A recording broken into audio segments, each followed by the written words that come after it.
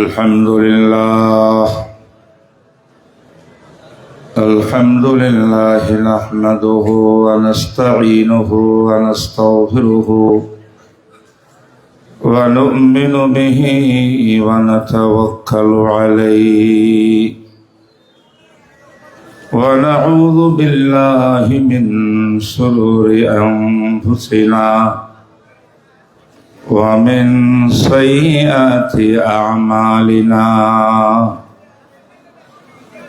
من يهده الله فلا مضل له ومن يضلل فلا هادي له ونشهد أن لا إله إلا الله وحده لا شريك له ونشهد أن محمدا عبده ورسوله صلى الله تعالى عليه وعلى آله وأصحابه وبارك وسلم تسليما كثيرا كثيرا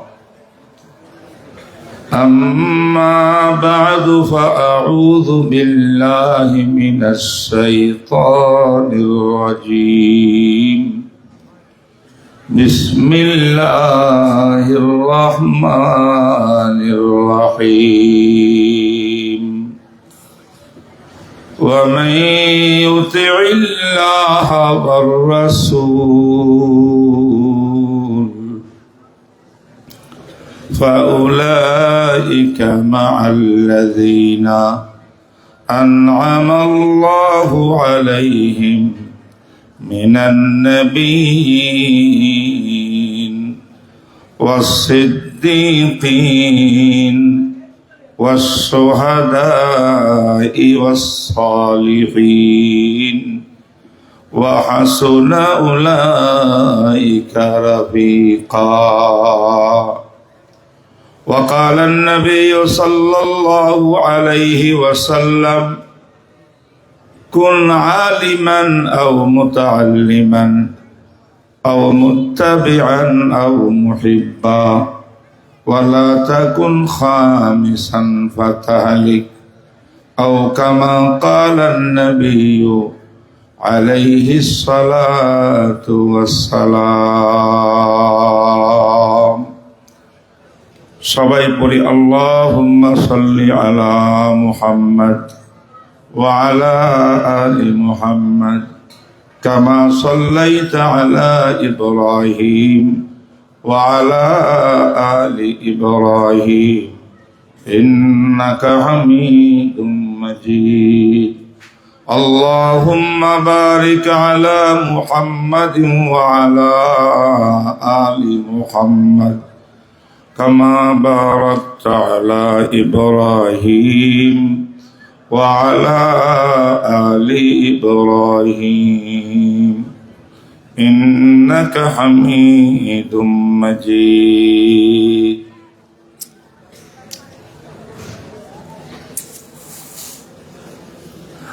আজ 30শে নভেম্বর 2025 সাল। ভাই আওয়াজ ঠিক করো, টানে।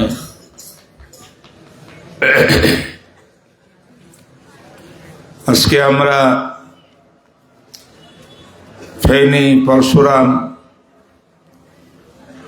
এর অন্তর্ভুক্ত ফারুকিয়া ইসলামিয়া মাদ্রাসা পশ্চিমলকা এই মাদ্রাসার বার্ষিক ইসলামী মহাসম্মেলনে আমরা সবাই একত্রিত হয়েছি। একজনের পরে একজন সেই আসরের পর থেকে বয়ান করছেন।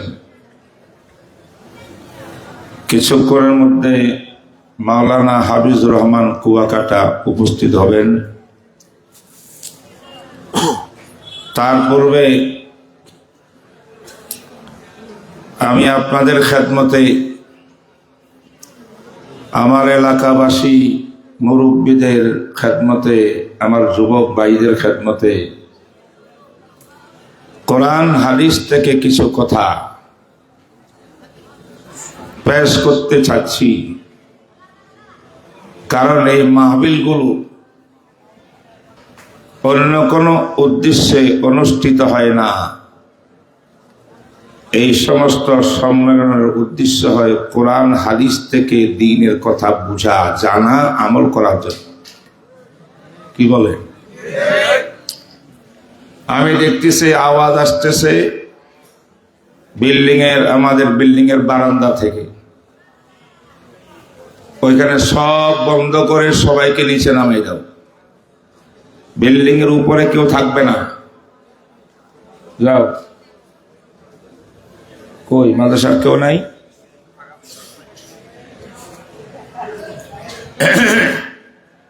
খুব অল্প সময় আমাদের সামনে আসে। তোর মাইক কেমন করছে বুঝে নাই তুই? তার ফাটা ফাটা আওয়াজ কেন বাইরে হয়? কথা বুঝো না আমার? আল্লাহ, আল্লাহকে রাজি করার জন্য কারা কারা এখানে বসছেন হাত তুলি আল্লাহকে দেখান তো। আল্লাহ তুমি কবুল করো। আমাদের দুর্ভাগ্য, বাজারের দোকানে দোকানে আড্ডা, মাহফিলের দিনে জান্নাত কামাইবার এই সময়টা, এই জায়গাটার ভিতরে আজকে জাহান্নাম কামাইতেছে। আড্ডা মারি মারি দিবস সাজায় করি। কত বছর, কত শত বছর হায়াত নিয়ে আমরা আসছি কেউ জানি না। কিছু লোকের অবস্থার পরিকীর্তি মনে হয় তাদের মৃত্যু বহু দূরে আছে। তারা যা ইচ্ছা তা দুনিয়াতে করে যাচ্ছে।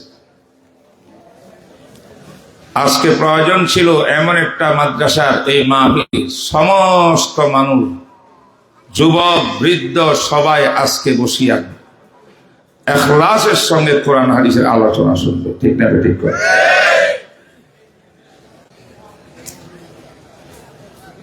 আমি খুব অল্প সময় কথা বলবো।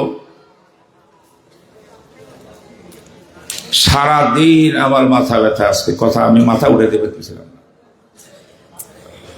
গত রাতে প্রোগ্রাম ছিল সে চাঁদপুর মতলব, কাজে 3টা বাজে আসছে।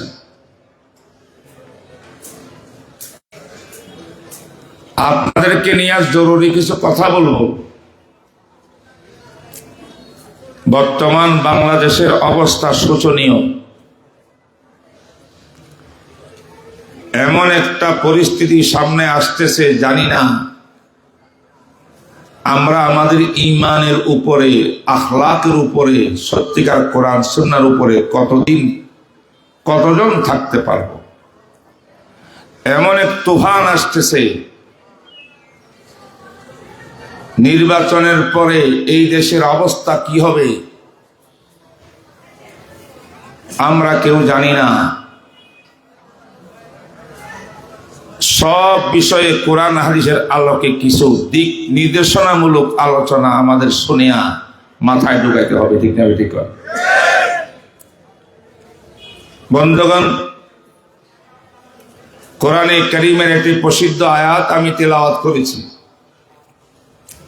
এরপর রাসূলুল্লাহ সাল্লাল্লাহু আলাইহি ওয়াসাল্লামের মুবারক একটা হাদিস পাঠ করেছি। আমি যে আয়াত শরীফ তেলাওয়াত করেছি, এই আয়াতটি জানা আল্লাহ সুবহানাহু ওয়া তাআলা নবীজির একজন আশিক সাহাবী শানে নাযিল করেছেন। সুবহানাল্লাহ বলবেন না? কার শানে? আশিক সাহাবীর শানে। আজকে দুনিয়াতে আমরা সবাই নবীর আশিক হওয়ার দাবিদার। কথা বলেন না? কার আশিক রাসূলের দাবিদার আমাদের দেশে আছে না নাই? সবাই আশিক হওয়ার দাবিদার। একটা কথা ক্লিয়ার, পৃথিবীর মানুষের এশকে রাসূলের মহব্বত, ভালোবাসা, এশক, প্রেম যদি সাহাবাদের প্রেমের সঙ্গে মিলে সেই জামাতটা সত্যিকার আশেকে রসুল। যদি সাহাবাদের সঙ্গে গরমিল হয়, হাজারো দাবি করলেও সে আশেকে রসুল হইতে পারবে না। এই জন্য আমাদেরকে সাহাবা সম্পর্কে জানতে হবে, তাদের এশক প্রেম ভালোবাসা সম্পর্কে জানতে হবে, যাতে আমরা ওইভাবে ইসলামকে ভালোবাসতে পারি। কি বলেন, কথা সত্য না মিথ্যা? বলতেছিলাম, আমি যে আয়াতটা তেলাওয়াত করেছি, এই আয়াতটি একজন বিশিষ্ট নবীর সাহাবীদের শানে নাজিল করছেন আল্লাহ পাক।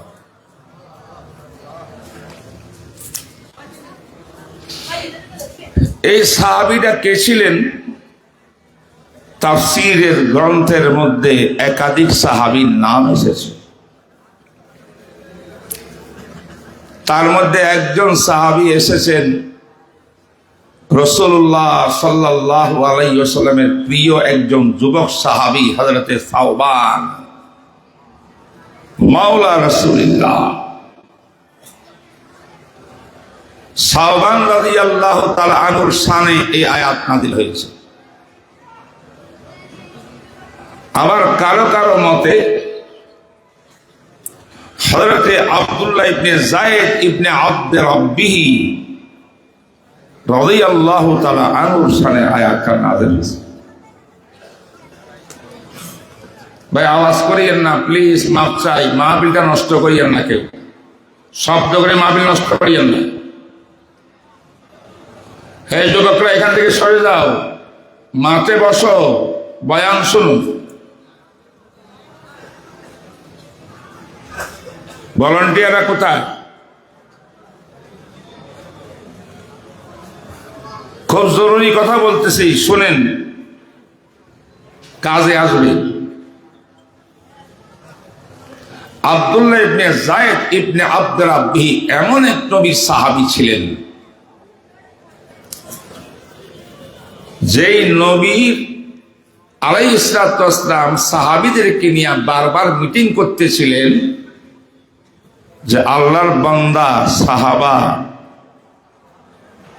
যখন নামাজের টাইম হবে, নামাজের টাইমে নামাজ পড়ার জন্য জামাত দাঁড়াবে, এটার জন্য সমস্ত মুসলমানকে একত্রিত করবার পদ্ধতি কি হবে? তখন আজান আসে নাই দুনিয়াতে। 3 বার মিটিং করছেন রাসূলুল্লাহ সাল্লাল্লাহু আলাইহি ওয়াসাল্লাম, সিদ্ধান্ত নিতে পারেন নাই। একবার প্রস্তাব আসছে, আমরা একটা সিঙ্গার মধ্যে ফু দিব, নামাজের টাইম হইলে সিঙ্গার ফুক শুনিয়া মদিনার আশেপাশে সব মুসলমানরা নামাজ পড়ার জন্য এসে যাবে। রাসূল বলে, এটা আমার পছন্দনীয় না, এটা বিধর্মীদের নিদর্শন।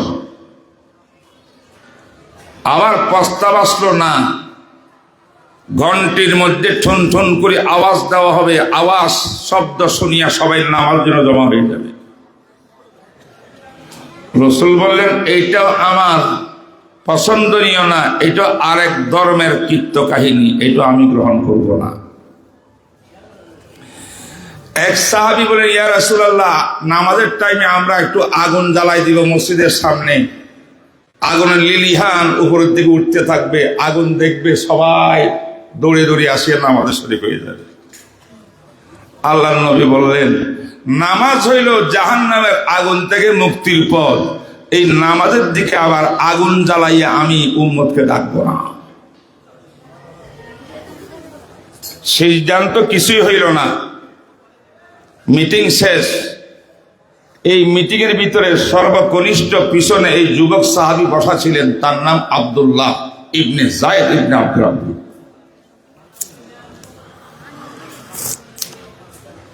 আজকে যারা আমরা আজান দিই মসজিদে, একামত দিই, কোথায় পাইছেন আজান, কোথায় পাইছেন একামত? এটা বুখারী হাদিস, আমি আপনার সামনে পেশ করতেছি, বুখারী শরীফের হাদিস, এটা কোনো গল্প কাহিনী না। এই সাহাবী মর্মান্তিক ভাবে ঘরে চলে গেলেন। আহা, আমাদের নবী আজকে 3 দিন যাবৎ মিটিং এর পরে মিটিং করতেছেন, এখন সিদ্ধান্ত নিতে পারতেছেন না কিভাবে মুসলমানদেরকে নামাজের জন্য একত্রিত করবেন। আল্লাহ একটা রাস্তা বের করে দেন। এই দোয়া করতে করতে ঘুমিয়ে গেছে। ঘুমের মধ্যে সাহাবী স্বপ্ন দেখে ওই যে বাদাম টাদাম চনাচুর বিক্রি করে যে রাস্তায়, এরকম একটা লোক সে সিঙ্গা নিয়া ঘুরতে আসে আর বলতেছে ভাই কে নিবা কে নিবা। স্বপ্নের ভিতরে আব্দুল্লাহ দেখিয়া কয়, হে ভাই আমাকে একটা দিবেন, কত টাকা নেবেন? ও জিজ্ঞাসা করে, তুমি সিঙ্গা দিয়া কি করবা? নবী আলাইহিস সালামের দরবারে মুসলমানদেরকে নামাজে আহ্বান করার জন্য পরামর্শ চলতেছে, এটা একটা প্রস্তাব আসছে, জানি না কোনটা পাস হয়। যদি পাস হয় আমি কিনে রাখলাম, নবীর দরবারে পেশ করবো খেদমতে। এটা পাস হইলে এটা দিয়া মানুষকে নামাজে ডাক দিব।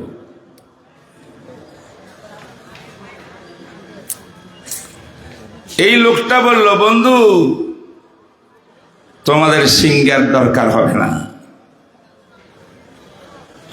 আমি এমন কিছু শিক্ষা দেব তোমাকে, এইটা গিয়া নবীর ইসলামের দরবারে পেশ করবা, এইভাবে মুসলমানদেরকে নামাজ দিকে ডাক দিতে হবে। বলেন সুবহানাল্লাহ। তখন এই স্বপ্ন যুগে আব্দুল্লাহ ইবনে যায়েদকে পুরা আজান আল্লাহু আকবার আল্লাহু আকবার আল্লাহু আকবার আল্লাহু আকবার, পুরা আজানের 19টা কালেমা, 19টা বাক্য আছে আজানের ভিতরে। এই আজানটা সাহাবীকে শিক্ষা দিলেন। এরপরে বলেন, এই আজান দিয়া মানুষকে একত্রিত করবা, মানুষ যখন একত্রিত হয়ে যাবে, জামাত যখন আরম্ভ হবে, আরেকটা আজান দিবা, তার জন্য এটাও শিক্ষা দিচ্ছি। এরপরে একামত শিক্ষা দিলেন স্বপ্নের ভিতরে। আল্লাহু আকবার। এই সাহাবীর ঘুম ভাঙলো, তার সব ইয়াদ হয়ে গেছে। এবার কিতাবের মধ্যে লেখা আছে এই সাহাবী জজবা রাখতে পারে নাই, এমন এক দৌড় দিছে ফজরের আগে আল্লাহর নবীর দরবারে। নবী ইসলাম তাহাজ্জুদের নামাজ পড়ে শেষ করছেন মাত্র, সাহাবী বলে, ইয়া রাসূলুল্লাহ আমি এটা স্বপ্ন দেখছি, অনুমতি হলে বলবো। বলেন। পুরা কাহিনী বলা হইল। আল্লাহর নবী বললেন, ইন্নাহা লা রুয়া হক, হে আব্দুল্লাহ তুমি সত্য স্বপ্ন দেখেছ, এটা আমার মাবুদের পক্ষ থেকে তোমাকে দেখানো হয়েছে। যেই লোকে শিক্ষা দিয়েছে উনি আর কেউ না, তিনি ফেরেশতা।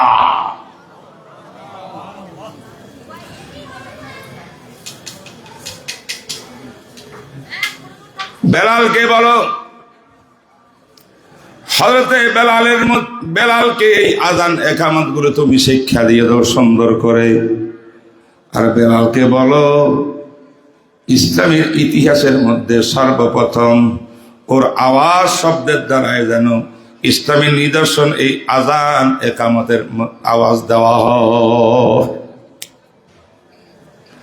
আলকি আলা বেলালিন আজানা, বেলালের কানে আপনি এই কালমাগুলা শোনাই দেন। প্রশ্ন জাগে, বেলালের কানে কেন শোনাবো? যিনি স্বপ্নে দেখছেন সাহাবী, ইনি তো আজান দেওয়ার বেশি উপযুক্ত নাকি না? কথা বলেন না কেন? এমনি বহুত ওয়াজ শুনছেন, কিতাবের ওয়াজ কিন্তু অনেক কম শুনছেন। এগুলো কিতাবের ওয়াজ, হাদিসের ওয়াজ। খারাপ লাগে?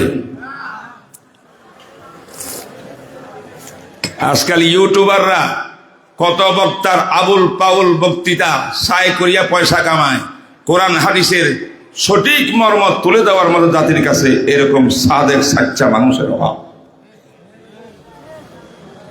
ইউটিউবে পাই না আমরা এগুলা ওয়াজ। তার কারণ হইল রাসূল বলেন, ফাইন্নাহু আন্দা সাউতান, মাইকের ব্যবস্থা নাই। কি সেসব মাইক ছিল নাকি? অতএব আব্দুল্লাহ তুমি আজান দিলে বেশি দূরে যাবে না। আমার বেলালে হাফসির আওয়াজ শব্দ অনেক উঁচু। বেলাল যদি এই আজান দেয় শেষ রাত্রে ফজরের টাইমে, তাহলে পুরা মদিনা শরীফ ঘুম ঘুম করে উঠবে। বলেন সুবহানাল্লাহ। এই জন্য বেলালকে আজান শিক্ষা দিতে বলছে। এখন বেলালে আজান দিবে, আজান যখন শুরু হয়েছে আল্লাহু আকবার, চারিদিকে মুসলমানদের অবস্থা, আল্লাহু আকবারের ধ্বনি। কিসের আগুন, কিসের ঘন্টা, কিসের এই, কিসের সেই, মানুষকে ডাকা হবে আল্লাহু আকবার, আল্লাহু আকবার। আল্লাহ মহান, আল্লাহ মহান, আল্লাহ মহান। এর থেকে সুন্দর আওয়াজ আর কিছু হতে পারে না মুসলমানের জন্য। কথা বলে ঠিক না বেটি? আল্লাহু আকবার বলতে ভালো লাগে? বলেন আল্লাহু আকবার। আরো জোরে, আরো জোরে। এই আল্লাহু আকবারের ধ্বনি দিলে সব শয়তান, ইবলিস, তাগুতি, বেদাতি যত শক্তি আছে, গোমরা পথভ্রষ্ট, সব দূরীকরণ হয়ে যাবে। তৌহিদ সাহাবায়ে কেরামের জামাত মাথার মধ্যে নামে যাবে। ঠিক না বেটি? ঠিক কর।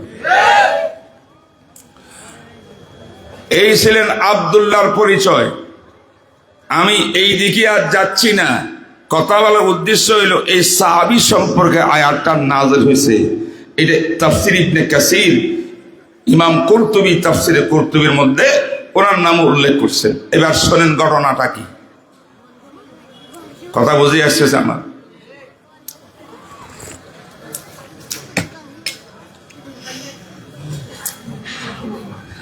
রসুলের এই সাহাবী ছিলেন নবীর বড় আশেক।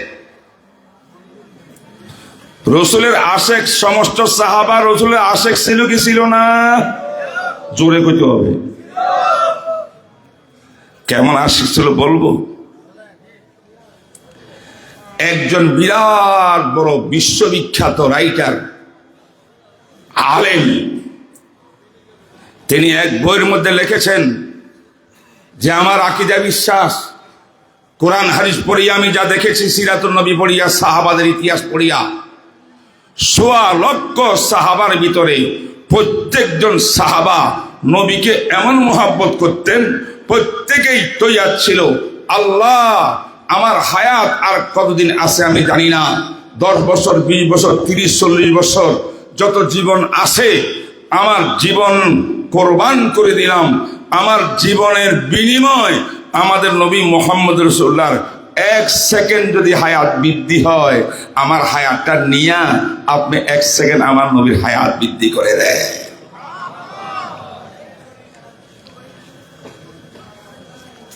মালিকুল মউত আসো, আমি আমার জান দিয়া দেব, তৈয়ার। বয়স আছে আরো 60 বছর, 40 বছর, এটা দিয়া দিলাম হাদিয়া মুহাম্মদ রাসূলুল্লাহ সাল্লাল্লাহু আলাইহি ওয়াসাল্লাম। এদের নাম আশিকে সাহাবা, এদের নাম আশিকে রসুল। ঠিক না বেঠিক বলেন? আজকের আশিকে রসুল যারা, তাদেরকে আমার নবীর উপরে যদি কোন বাতিল বেঈমান কটূক্তি করে, আমার নবীর শান নিয়ে বেয়াদবি করে, খতমে নবুয়তকে অমান্য করিয়া কাদিয়ানির মতো বেঈমানকে নবী দাবি করে, আমার নবীর শানে যদি বাউল পাউলরা উল্টা পাল্টা বক্তব্য দেয়, তাদেরকে মাঠে দেখা যায় না, মাঠে দেখা যায় না, প্রতিবাদ করতে দেখা যায় না। এমনি তারা আশিকে রাসূল, এমন আছে না নাই?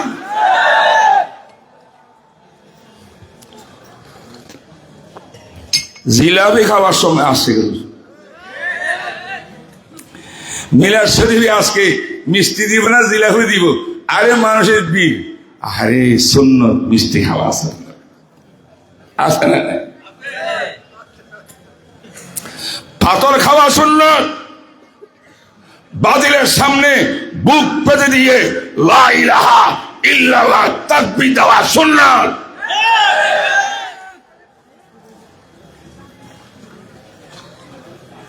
এই সুন্নতের জন্য শাপলা চত্বরে বহু আলেম ছাত্ররা বুকের তাজা রক্ত ঢেলে দিয়েছে। এই সুন্নতের জন্য মোদী বিরোধী আন্দোলনে আমাদের ছাত্ররা শহীদ হয়েছে। ইতিহাস জানে না, কইরা ওয়াহাবি, দুরূদ শরীফ পড়ে না, এটা নবীর আশেক না, আমরা আসে কি ইয়া নবী সালাম আলাইকা।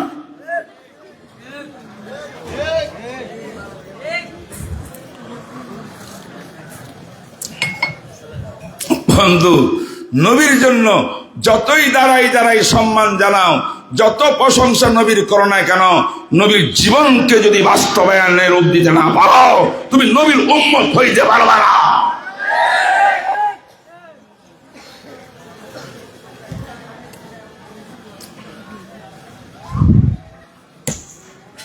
আল্লাহু আকবার। সাহাবারা নবীজির কেমন আশিক ছিলেন কি বললাম একটু আগে। প্রত্যেকজন সাহাবা নিজের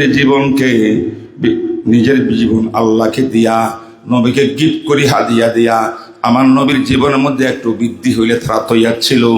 এদের নাম সাহাবা, এদের নাম আশিকে রাসূল। ঠিক না ঠিক বলেন?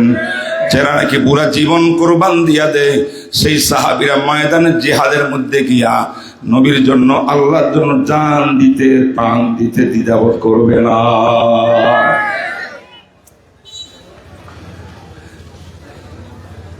কিন্তু সাহাবায়ে কেরামের মহাব্বত মহাব্বত ভালোবাসা দুই প্রকার। কয় প্রকার? আমার কথাগুলো সব কিছু মনোযোগ সহকারে শোনার অনুরোধ। আমি জানি না কেউ এই বয়ান করবে কিনা। সাহাবাদের মহাব্বত কয় প্রকার? কিছু মহাব্বত ভালোবাসা রসুলের সাহাবীদের মধ্যে কঠিন ভাবে ভালোবাসা ছিল, কিন্তু তারা রসুলের প্রেমকে হজম করি আপনার সহ্য করিয়া ভিতরে রাখত, সময় মতো প্রকাশ করতে। সুবহানাল্লাহ।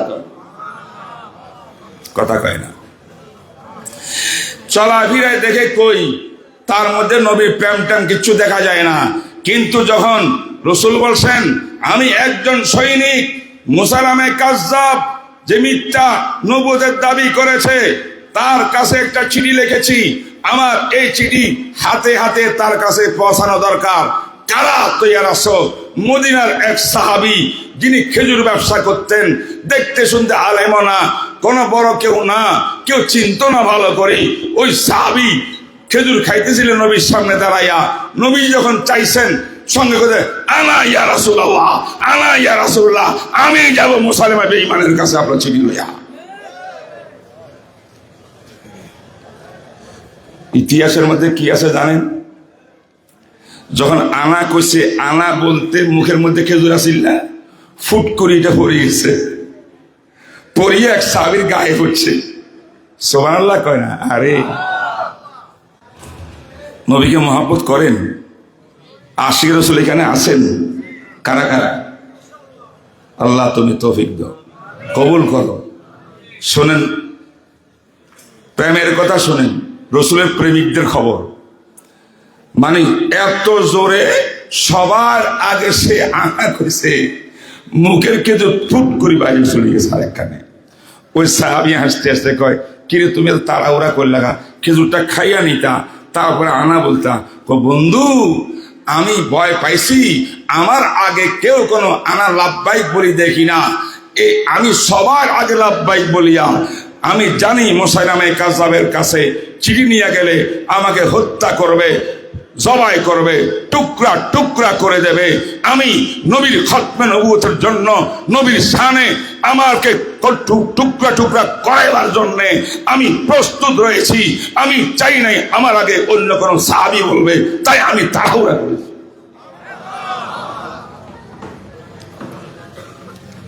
ভাইরা, এইগুলোকে নবীর মুহাব্বত বলে।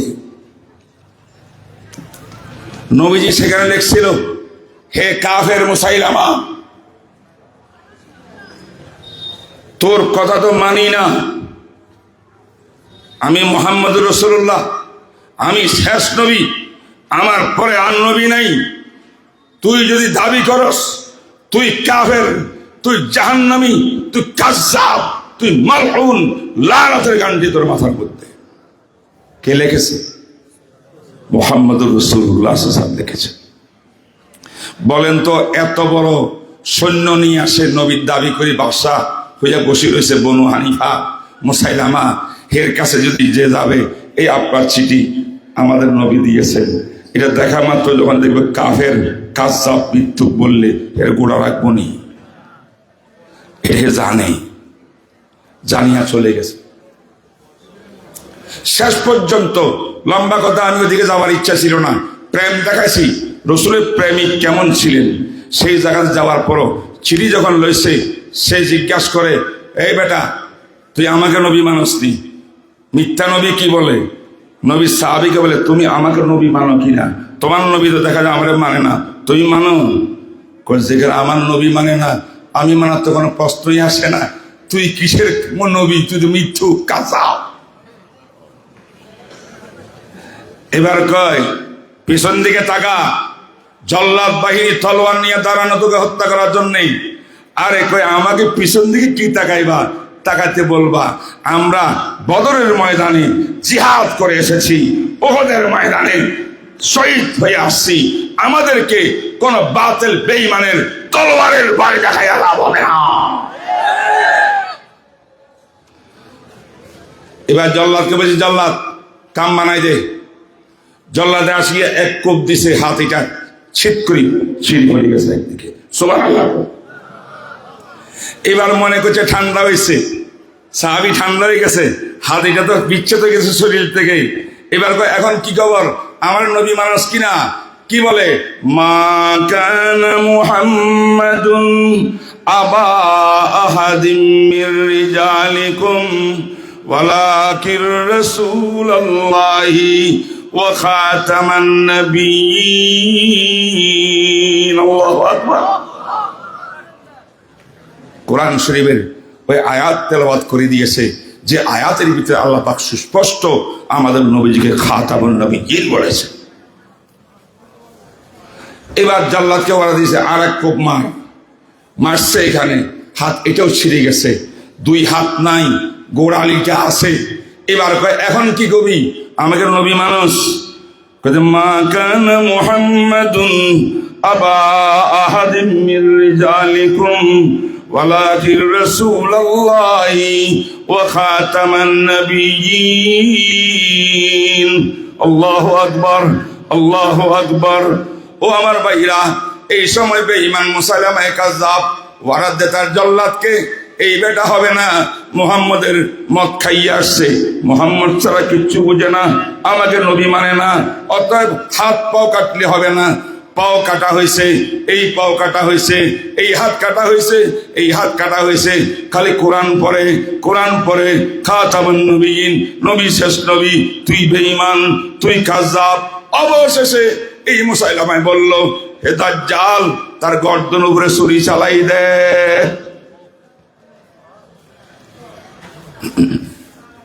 অবশেষে গাড়ের উপরে তলোয়ার দিয়া সে বিচ্ছেদ করে ফেলছে।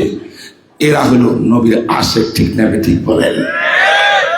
নবীর আশেক কারা? আউলিয়াদের মাজারে ফুল দিয়া সম্মান জানায় যারা, তারা নবীর আশেক নয়।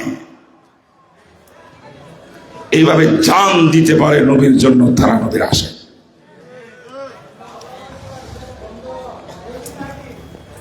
বন্ধুরা, নবীর আশেকদের পরিচয় দিচ্ছি।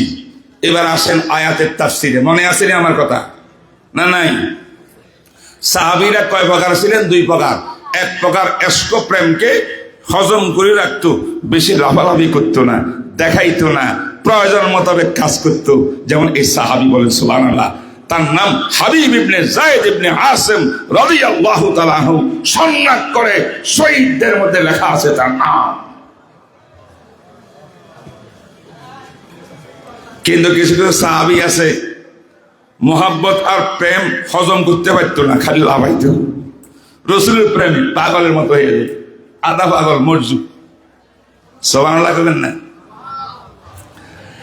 আপনারা জানেন, বিভিন্ন বড় বড় হক্কানি পিসাবের দরবারে, যেমন উজানি, চরমানাই, ওই দরবারে ওয়াজ করতে গেলে কিছু লোক লাফায় কিনা? কথা কয় না? লাফায় কিনা? লাফায়, লাফ দিয়ে উপরের দিকে। আর মানুষ এগুলা নিয়ে তিরস্কার করে। হায় রে বন্ধু, তুই এই লোকটাকে দেখতি যদি, তার জীবন জানতি যদি, সে কেন লাফাইছে। এসকে প্রেমের কথা শোনা মাত্র তার নিজকে কন্ট্রোল করতে পারে নাই। নবীর সাহাবীরা যেমন অনেক সাহাবী কন্ট্রোল করতে পারে নাই, আদা পাগলের মতো হয়ে গেছিল নবীর প্রেমে। এই পাগলরাও নবী আর আল্লাহর প্রেমে আদা পাগল হয়ে গেছে। কেন নাচতেছে, লাভ দিতেছে? তুই কি জানবি, আল্লাহ আশেকরা জানে। হ্যাঁ, যদি কেউ দুষ্টামি করি, বন্ডামি করি, লাফালাফি করস, তোর মতো শয়তান ইবলিস আর একটা নাই। এটার নাম ফতোয়া। বুঝেন না আমার কথা? লাফালাফি করলে হিসাবে খেলাফত দিব, আমার প্রশংসা করব। আরে না, পীরেরা প্রশংসা করে না, পীরেরা চায় না এগুলা করা।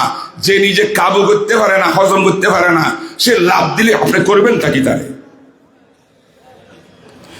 ফুটবল খেলা যখন হয়, ক্রিকেট খেলা হয়, পাকিস্তান ভারত, ওমা বাংলাদেশে বসিয়া আইরে লাফালাফি, কি হয়েছে? পাকিস্তান বিজয় হয়েছে।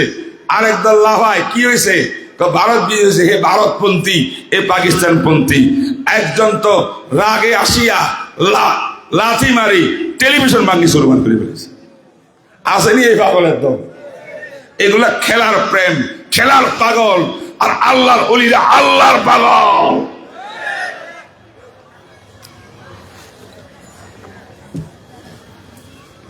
তো এই সাহাবী, যে সাহাবীর শানে আল্লাহ পাক আয়াত নাযিল করতেন, ইনি সাহাবী এমন ছিলেন মহব্বত হজম করতে পারতেন না।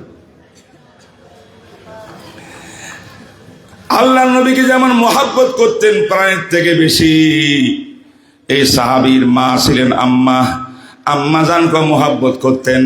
এই সাহাবী নবীর জবানে শুনছে, ফা ইন্নাল জান্নাতা তাহাতা আকদামিল উম্মাহাত।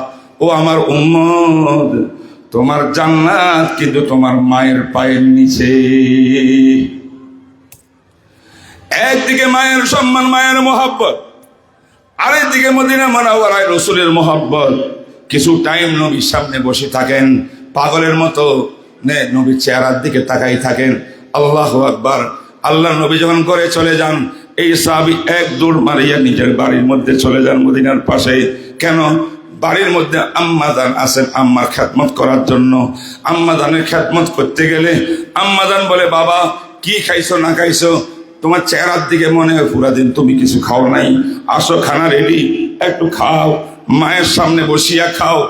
এই সাহাবী মায়ের হুকুম পালন করতে খানার জন্য যখন বসে, ট্যাপ ট্যাপ করে চোখের পানি পড়ে, খানা মুখের মধ্যে হয় না, মুখের মধ্যে উঠে না। মা জিজ্ঞাসা করেন, ও কলিজার টুকরা সন্তান, কেন খাও না? মা যে দিছি আমাকে সন্তুষ্ট করার জন্য, খানাটা মুখে লও। তখন এই সাহাবী বলতো, আম্মা জান কিছু মনে করবেন না, মদিনা মুনাওয়ারায় আল্লাহর নবীকে রাখি আসছি, চারদিকে দুশ্মন আর দুশ্মন, মুনাফিক, ইহুদি চক্রান্ত।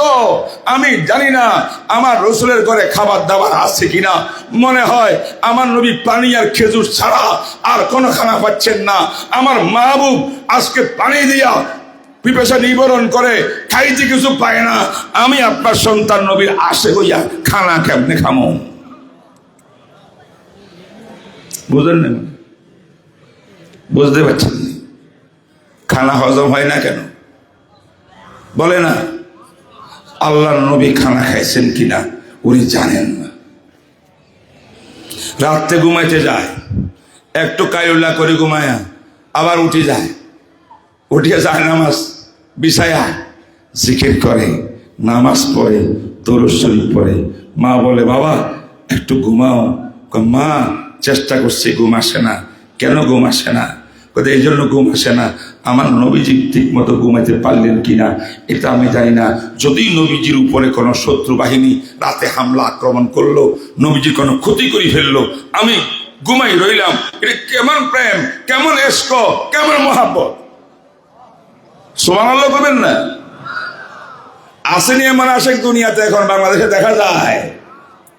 হায় হায় হায়। আমার ভাইরা সকাল হইবার পরে এক দৌড় দিতেন, বিশ্ব নবীর দরবারে গিয়ে হাজির হইয়া যাইতেন। বলেন সুবহানাল্লাহ। নবীজির দরবার চলছে, সাহাবায়ে কেরামের সামনে নবীজি ক্লাস দিচ্ছেন, হাদিস শোনাইতেছেন। অনেক বড় মজমা, ওই পিছনে একজন সাহাবী যুবক দেখা যায়। আল্লাহ নবী দেখলেন যুবকের দিকে, এই যুবক এটা কার মতো লাগে? হয়তো এটা আব্দুল্লাহর মতো লাগে, অন্য গণনা অনুযায়ী সাওবানের মতো লাগে। নবীজি ভালো করে চিনতে পারতেছেন না। তুমি কি সাওবান না?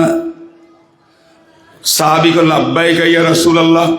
অথবা তুমি কি আব্দুল্লাহ না? কয় লাব্বাইকা ইয়া রাসূলুল্লাহ, আমি তো সাওবান, আমি তো আব্দুল্লাহ, আপনি কি আমাকে চিনতে পারতেছেন না? আল্লাহর নবী বলে, তোমাকে আমি চিনতে পারতেছি না, কারণ তোমাকে তো এই অবস্থায় দেখি নাই। তোমার হাড্ডি সারা মুখের মধ্যে আর কিছু নাই, শরীর একটা কাঙ্গাল হয়ে গেছে, গোস্ত বলতে কিছু নাই, খাবার নাই, দাবার নাই, ঘুম না, নিদ্রা নাই। তুমি এরকম কেন হইছো? হাদিসের বর্ণনা, আবিকা ওয়াজউন আবিকা দুররুন। ও আমার সাহাবী, তোমার কোনো সমস্যা আছে কিনা? মারাত্মক ধরনের ভিতরগত কোনো অসুবিধা আছে কিনা? রোগ আছে কিনা? ক্যান্সার আছে কিনা? অন্য কিছু আছে কিনা? কেন তুমি এরকম শুকাইতে শুকাইতে কাঙ্গাল হয়ে গেলা? তোমাকে চিনতে পর্যন্ত পারতেছি না। আল্লাহু আকবার। নবীজির মুখে এই কথা শুনিয়া সাহাবী চোখের পানি ধরে রাখতে পারতেছে না। এবার আসল প্রেম উঠছে, প্রকাশ পাচ্ছে। কানতে কানতে নবীজিকে বলে, ইয়া রাসূলুল্লাহ মা বি ওয়াজউন ওয়ালা বি দুররুন। আমার কোনো রোগ নাই, আমার কোনো কিচ্ছু নাই, স্বাস্থ্যগতভাবে আমি ভালো আছি। রাসূল বলেন, তাহলে এরকম অবস্থা তোমার কেন হয়েছে? এবার সাহাবী বলেন, ইন্নী উহিব্বু, হুজুর আপনার মোহাব্বত আর ভালোবাসায় আমাকে এ পর্যন্ত নিয়ে এসেছে।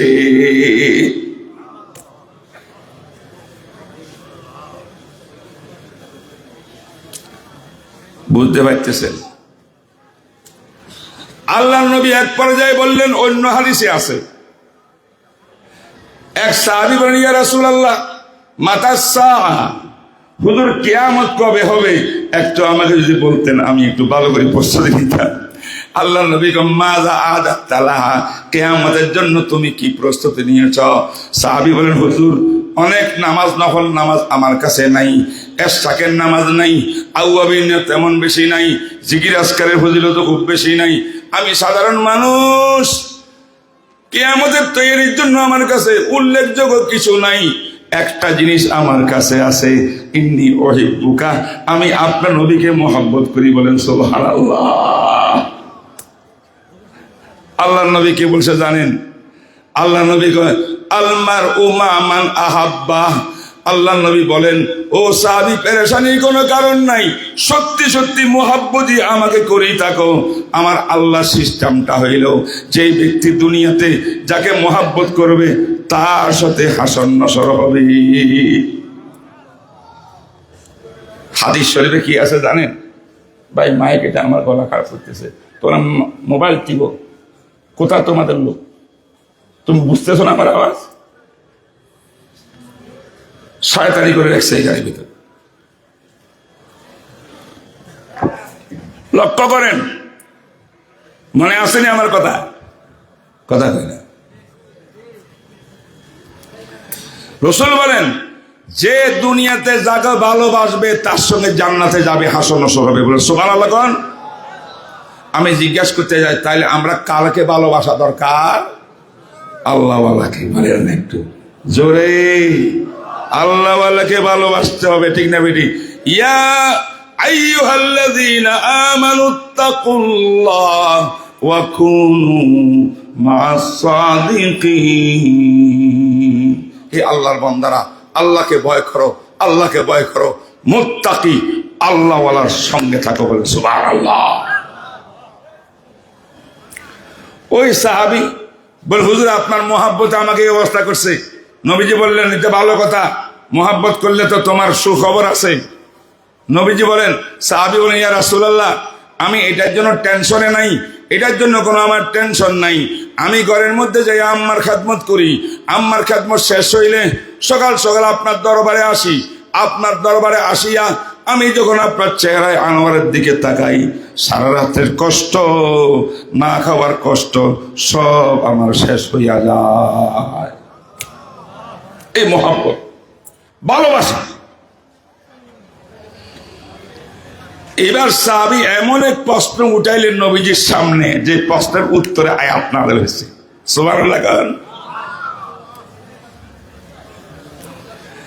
সাহাবী কয়, ইয়া রাসূলুল্লাহ, দুনিয়ার জীবনে আপনাকে কিছুক্ষণ না দেখলে আমি যতই পেরেশান হইয়া যাই, খানা দানা বন্ধ, ঘুম আমার বন্ধ, এইটার জন্য আমার এত টেনশন নাই।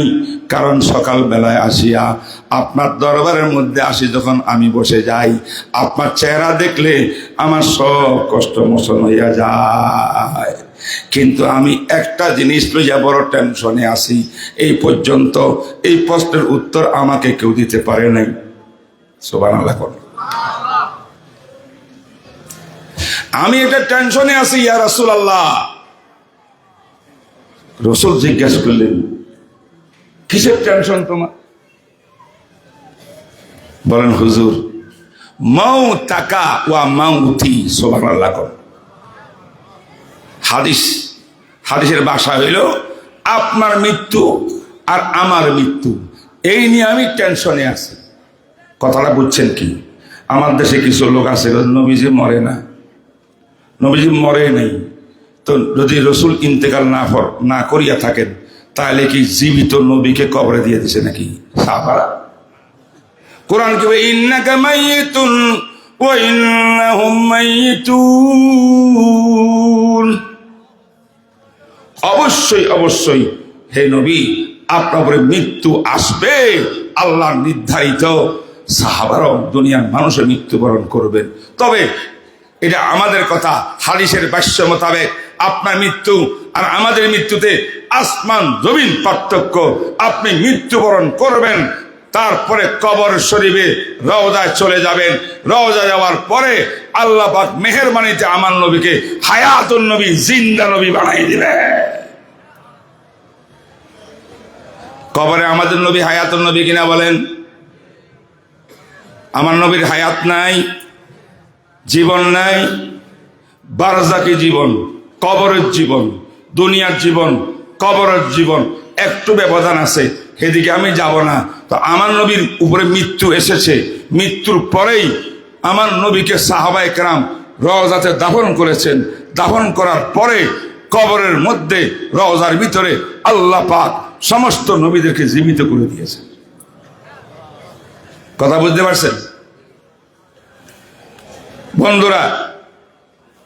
বলতেছিলাম, হুজুর, আপনার মৃত্যু আর আমার মৃত্যু নিয়ে আমরা টেনশনে আছি। প্রশ্ন, কিসের টেনশন?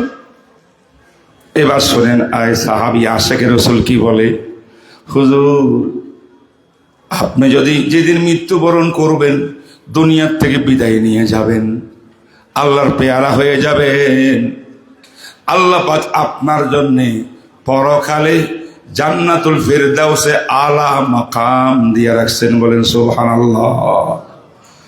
আপনার রূহ মুবারক সঙ্গে সঙ্গে ইল্লিনে পৌঁছে যাবে। মৃত্যুর পরে আপনি জান্নাতের সর্বোচ্চ মাকামে পৌঁছবেন। ঠিক না বেঠিক বলেন? আমার নবীর স্থান কোথায়? বেহেশতে। কর না, সবার উপরে স্থান জান্নাতে আমার নবীর স্থান। সুবহানাল্লাহ কয় না? ঠিক না বেঠিক? কিন্তু আমি সাধারণ সাহাবী, আমার মৃত্যুর পরে আল্লাহ পাক যদি আমাকে জান্নাতে দেন, বেহেশতের মধ্যে নিয়ে যান, জাহান্নাম থেকে মুক্ত করিয়া বেহেশতে দান করেন, তখন কি হবে? তখন কি হবে? যে আমাকে জান্নাত যেটা দিবেন, সে বেহেশতটা হবে নরমাল বেহেশত। আমি থাকবো বেহেশতের নিচতলায়। কথার কথা, আপনি থাকবেন সর্বোচ্চ স্থলায়। তাহলে বেহেশতের মধ্যে তো এই কোরআন হাদিস অনুযায়ী যদ্দূর বুঝেছি, বেহেশতের মধ্যে তো আমার সঙ্গে আম পাবলিক মোমেনের সঙ্গে নবীর সাক্ষাৎ হবে না। আমি এমন আপনার আশেক, আমি যদি বেহেশতের মধ্যে গিয়ে আপনাকে না পাই, এই বেহেশত তো আমার শান্তির জায়গাই হবে না। কথা বুঝেন না? এই বুঝতে পারছেন না আপনারা?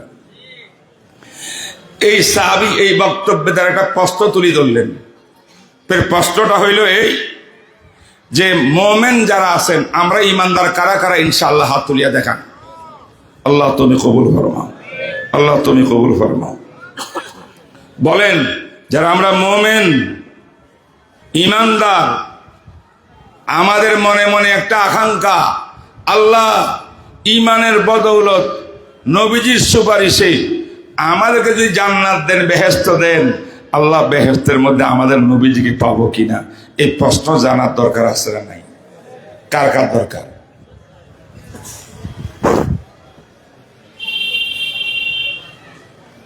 আসসালামু আলাইকুম রহমতুল্লাহ।